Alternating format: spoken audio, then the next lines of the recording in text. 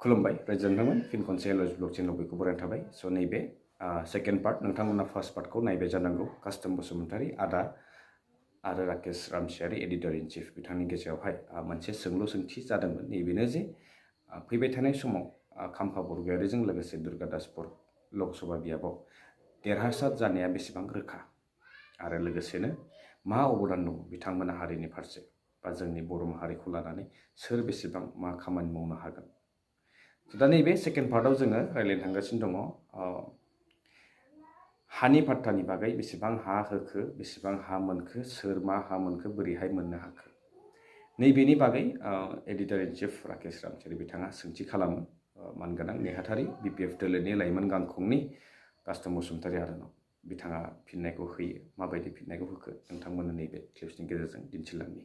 आरो नेक्स्ट बिनि उनावहाय लोगो मोनसिगोन नोंथांमोनजों थार्ड पार्टआवहाय 1,06,000 जे हानि पाट्टा बे पाट्टाखौ होदों बिथांमोना थारैनो नोंथांमोना गनायनो हायाखै नङा मा पाट्टा होदों पाट्टाया पिरियडिक पाट्टा जायो मोनसे नङा होमबा 30 बोसोरनि थाखाय 15 बोसोरनि थाखाय पाट्टा होदों बाव पिरियडिक पाट्टाया बिथांमोनहा पिरियडिक पाट्टाया बाव जिर' जाना दं माने एलाउनमेन्ट सार्टिफिकेट नङा होमबा पिरियडिक पाट्टा आं basumatary.bdland.government.in.आव नायदों बाव रेजिस्ट्रेसन जादों 17 पेन्डिं 17 जिर' बे फेब्रुवारियाव आं स्क्रिनशटखौ आं फेब्रुवारियाव खालामदों मार्चआव बेसे आपडेट जादों बेखौ मिन्थिया नाथाय फेब्रुवारि 2024 नि फेब्रुवारि मथे पिरियडिक पाट्टा पाट्टाया पिरियडिक पाट्टाया बयनिफ्राय मा होनो बियो भेलुएबल आरो पिरियडिक पाट्टायासो जे बे 30 बोसोरनि थाखाय बा 20 बोसोरनि थाखाय पिरियडिक पाट्टा जायो आरो पिरियडिक पाट्टासो जोंनो नांगौ दा बिथांमोना पिरियडिक पाट्टा होनाया बिथांमोनहा दासिमबो बे फेब्रुवारि मासावमोन 17 ताल' रेजिस्ट्रेसन जादों पेन्डिं 17 जा डिलिभारिया जिर' नोंथाङा मिशन बैसुमति बैसुमति बिथांमोननि वेबसाइटआ जोंनि नङा इउपिपिएलनि मिशन बिथांमोना जे हा पाट्टा होनाय basumatary.bdland.government.in.आव आं नायदों नै बेनो जे बिथांमोननि एलाउटमेन्ट सार्टिफिकेट टु पिरियडिक पाट्टा जेखौ जों पाट्टा होननानै बुजियो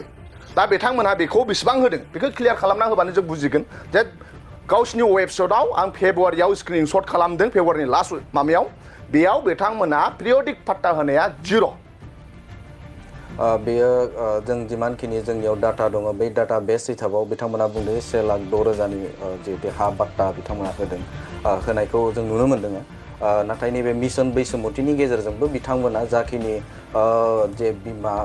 बिफानिफ्राय बे फिसालानाव सोलायनाय फिसालानिफ्राय बे अट'मेटिकलि जाखागोन बे अनलाइन जाखागोन बेखौ नों होलायलायनो नाङा इउपिपिएलआ बेखौ क्रेडिट लानो नाङा आफानि नामाव हा दंमोन आफाया थैबाय बे अट'मेटिकलि अनलाइनाव एप्लाइ खालामनो हायो दा बेखौ क्रेडिट लानानै इउपिपिएलआ लाब गैया मोनहा इउपिपिएल सरकारा बिराद एडभार्टाइज मास्टार होनदों आं होनदों इउपिपिएल सरकारा एडभार्टाइज बिराद खालामनो मास्टार आं बुंनि नोंनो एग्जाम्पल होनो हाग्रामा महिलारि सारनि समाव खाम्फा बरगयारिनि एडुकेसन एम थानाय समाव बिसोर इउपिएससिनि थाखाय दिल्लीयाव मानसि फाथायहरदों नङा होमबा फैसा हरदों बिथांमोनहा नाथाय बेबायदि मिशन लानानै बिथांमोना बिदि एडभार्टाइज खालामाखै मिथिबाय बिथांमोनाबो दिल्लीयाव फाथायहरदों आरो दिल्लीयाव फाथायहरनानै गोबां खर्स होनानै बिथांमोना आइएस आइपिएस मोननाय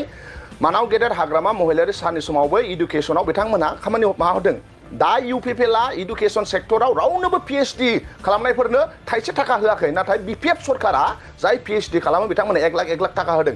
जाय एमबिए जाय इन्जिनियारिंआव एडमिसन मोनो बिथांमोननो स्कलारशिप होदों नाथाय बिदि एडभार्टाइज खालामाखै मिथिबाय बिदि आरो बिथांमोना एडभार्टाइज खालामाखै जायनो फरायनो गोसो दङ जायनो मा होनो क्वालिफाइ बेखौ मेरिट बेसिसाव नायनानै बिथांमोना सहाय खालामदों दा बै समाव जेला जोङो 2003 जेला बिटिसि एकर्ड जायो नङा होमबा बिटिसिया सब बांसिनानो फरेस्ट लेन्ड गोजा नङा होमबा नाथाय बिटिसियाव हाग्रामा महिलारि सारा जों बेखौ बुंनांगोन बेखौ नंगौ जे जेला बिटिसि सुक्ति जायो जोंनाव अफिस गैयामोन जोंनाव मोनसेबो डेभेलपमेन्ट लामा दालां गैयामोन